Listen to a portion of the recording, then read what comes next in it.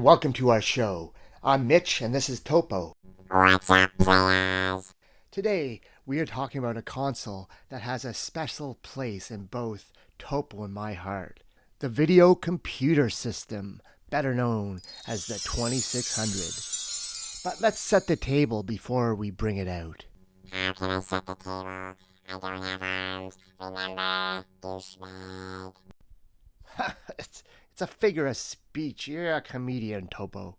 So, last episode, we were talking about the start of the video game industry and the Pong console war that had started with three main companies leading the charge. Those three companies made numerous Pong console models, plus many other companies got on board, and soon there were way too many Pong console models saturating the market, and that ended up causing a minor video game crash in 1977. The Pong console's heyday was almost done. Really, that was because in 1976, an engineer named Jerry Lawson came out with technology superior to any Pong console.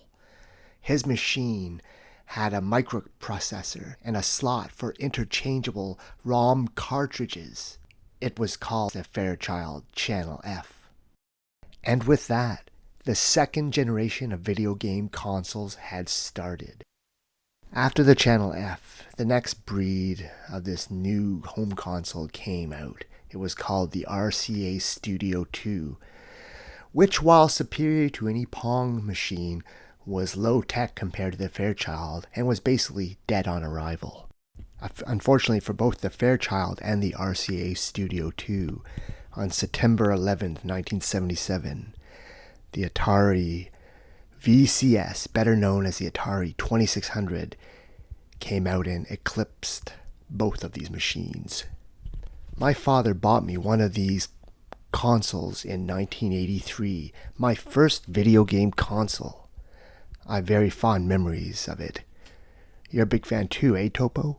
Yuppers, the 2600 made Nolan Bushnell, my daddy, rich, and when he left Atari, he used that money to create me and all the other Androbots. Very sweet. Now, without further ado, let's bring out the 2600. Okie dokie. You like this part,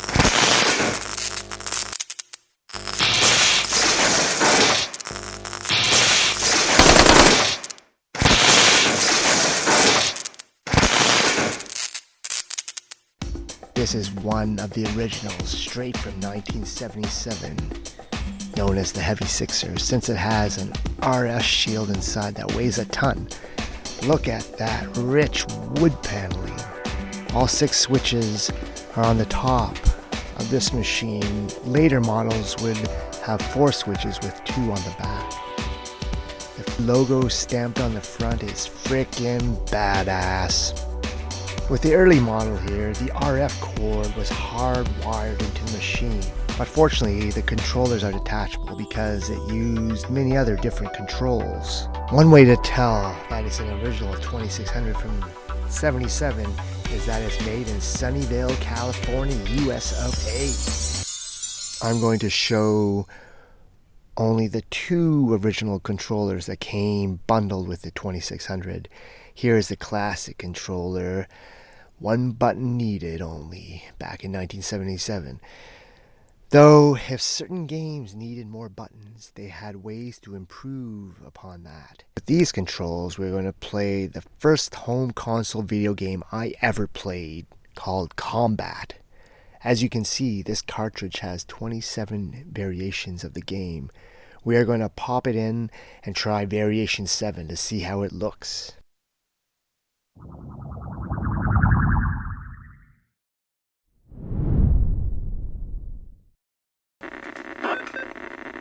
Okay, the graphics are simple, but this game is as fun to play today as it was back when I was a kid.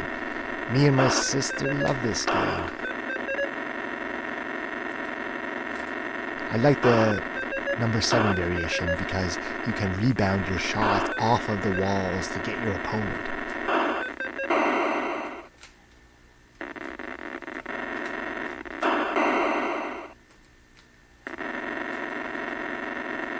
Next up, we are going to show off the paddles that came with the system. They are nice, big, and comfortable. Atari always made the best paddles.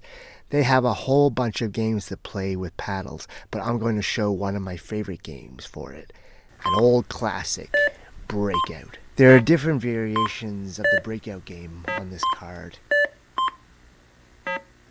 I love a lot of Atari's paddle games, but Breakout feels cathartic for me whenever I play, even when it gets fast and furious.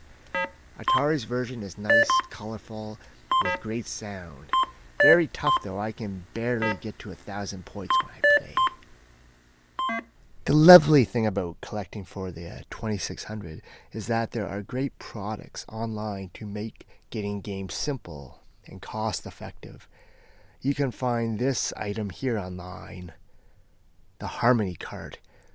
It has an SD card inside it, and I can go online and download pretty much the whole entire Atari library onto here.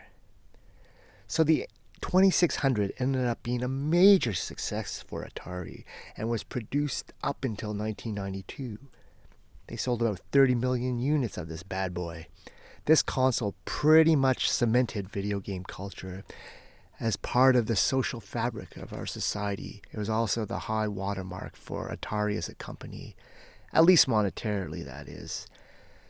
They would go on to create many more amazing machines, but that is for another episode. As it was, they had created it within the 2600, the defining system of the second generation, but the competition did not sit on their laurels, and the console wars were just beginning to brew. Next episode, we shall take a look at some of the competition. Bye.